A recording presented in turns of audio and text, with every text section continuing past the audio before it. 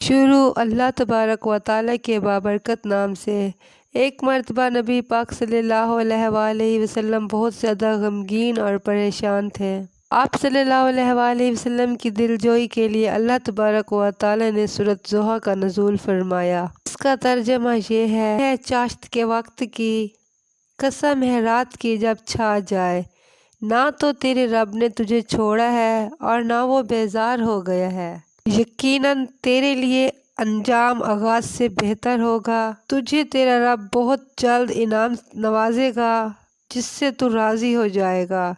کیا اس نے تجھے یتیم پا کر جگہ نہیں دی اور تجھے راہ بھولا پا کر ہدایت نہیں دی اور تجھے نادار پا کر غنی نہیں کر دیا؟ بس یتیم پر تو بھی سختی نہ کیا کر اور نہ سوال کرنے والے کو ڈانٹ ڈپٹ، اور اپنے رب کی نعمتوں کو بیان کرتا رہ۔ اللہ تبارک و تعالیٰ سے دعا ہے کہ اللہ تبارک و تعالیٰ ہر مسلمان کی پریشانی کو دور فرمائے، آمین ثم آمین۔